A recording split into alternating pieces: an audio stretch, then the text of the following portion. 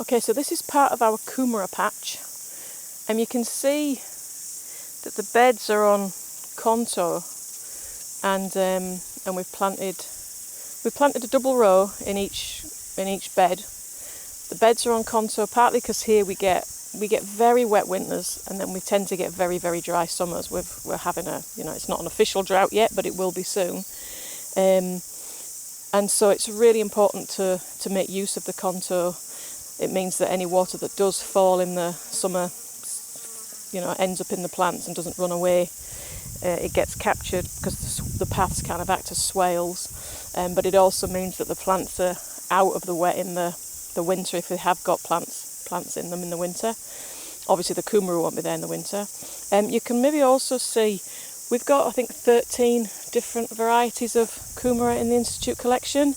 Now we can't plant them all here. I haven't got room in any given year to plant all of them. This bed here, the nearest bed to me, this one, that's Mykia. No, sorry, it's not. It's Para, and then Rakarawa. The next bed up is Mykia Red, and then above that it's Honey Red, and then the furthest ones up there, just in front of those white dahlias, they're the Romanoa. And you'll see, I mean, there's different leaf shapes, different growth habits. Some are more vigorous than others, and different tubers. So the Romano are kind of orange one. Honey Red are obviously a kind of orangey red. The Mykia Red is that red-skinned, white-fleshed one. Para is a pink, kind of pale pinky yellow one. And the Rekara was a white one. And then on this side you'll see some more beds of kumara. And on this side we've got Candy. What have I got? Two beds of Candy, Mahina, Taputini. They're these near ones to us by the calendula flowers. And then this lowest bed is the Mykia Gold, which went in last. The other thing you'll see, and you can see it most clearly here, is that some of these paths had got quite infiltrated with perennial grasses that were becoming a bit of a problem and were hard to get rid of. So we've cardboarded and sawdusted the paths. So we get sawdust from the local sawmill. We cardboard the paths, sawdust them. It keeps the paths moist underneath, and it suppresses all the weeds. And the kumara grow over it, and they grow kind of into it a bit as well. And by not long away in the season, you won't be able to see the paths at all. You'll see they're disappearing here anyway. And it works really well because it suppresses the weeds. And then in the autumn, once the kumara comes out, we'll plant a compost crop in here. So we'll probably plant lupins, and the sawdusted and cardboarded paths will just stay as they are when the lupins are planted. And then come next spring, we'll probably clear the paths again, because if we get a wet winter, then by next spring the cardboard and the sawdust will have rotted away, and it rots down really nicely and just becomes something that gets kind of thrown into the beds to add to the organic matter.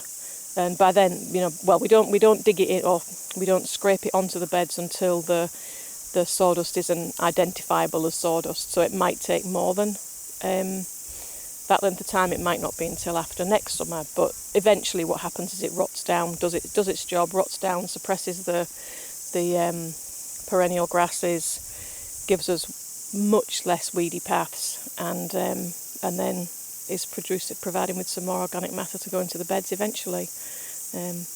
You'll see some other things. There's a few things popping out of the kumara where there's this magenta spreen. I've just let it go if it's not in an inconvenient place, because it looks quite pretty and it's a nice thing to have around in the garden. We use the young leaves in salads, and the older leaves we can use them in cooking. So that's pretty nice. So yeah, kumara is a really good one to grow.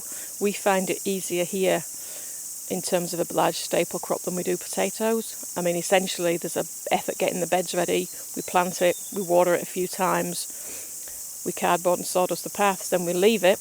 And so by this time of year there's nothing to do. I did do a bit of weeding in December just to get the the bed's really weed free, and then we won't do anything else to it again until we harvest it in April or May. So it's it's a pretty good crop. And we can also, the greens are useful.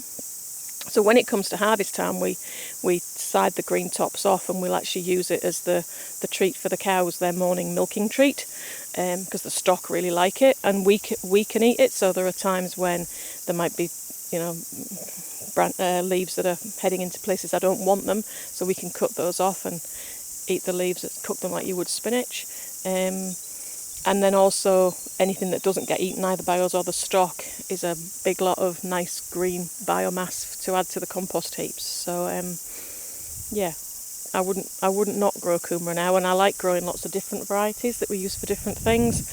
Obviously you use them all in the same basic way, but there are differences, and we all have our favourites. I think my favourite is probably Romanoa, although the candy's really nice because it's kind of absolutely bright pink and pretty impressive. But there's good things about all of them, and there are other kumaras in the Kawanga collection that we haven't got growing here this year. Joseph Land, who curates the kumara, he's got all of the varieties. His place we've only got 7 or 8 growing at the moment this year, but we tend to grow different ones, some different ones each year. So that's the kumara patch.